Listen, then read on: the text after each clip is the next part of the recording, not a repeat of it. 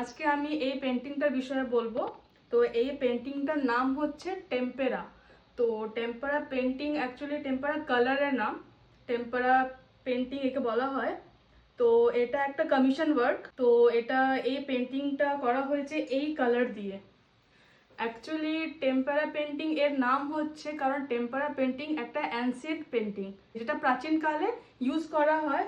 তাও আবার কি করে ইউজ করা হয়, ওই যে কালার যেগুলো থাকে পাউডার কালারগুলো, তো ওই পাউডার কালারগুলোকে ওই ডিমের যে কুসুমটা থাকে, কাঁচা ডিমের কুসুমটা, ওই কুসুমটার সাথে মিশিয়ে তারপরে ওনারা পেন্টিং করতো।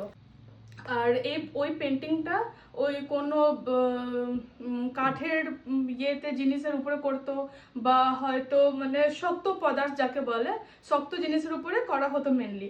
তো তার জন্য আমি এটা ক্যানভাসে করেছি যাতে ভালো করে হয় পেন্টিংটা।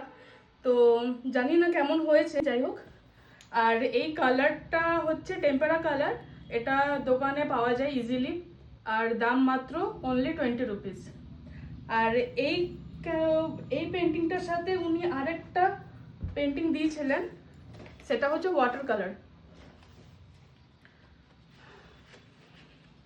ওয়াটার কালারটা 5টা কালার দিয়েছিল, এটা একটা, আর এটা একটা করেছি। এটা কি থিম? এটা কি থিম? মানে থিমটা কি? থিমটা ওই 3টে সন্ন্যাসী যাচ্ছে মন্দিরে। হ্যাঁ, ঠিক আছে, মানে থিম বলতে উনি বলেছিলেন যে প্রত্যেকটা 5টা পেন্টিং এ যেন হিউম্যান থাকতে হবে। আচ্ছা, হিউম্যান বেস করে। হ্যাঁ, হিউম্যান বেস করে। এখানে দেখতে পাচ্ছ দুটো মহিলা ধান চাষ করছে। বেসিক্যালি আমি ওয়াটার কালার খুব ভয় পাই, আমি ওয়াটার কালার চট করে করতে চাই না। আর এটা আমি খুব কষ্ট করে করেছি, আর একদিনের মধ্যে কমপ্লিট করেছি। কনস্ট্যান্ট 9 ঘন্টা লেগেছে আমার এই টোটাল 6টা পেন্টিং করতে। এই সবকটা কমিশন ওয়ার্ক আছে।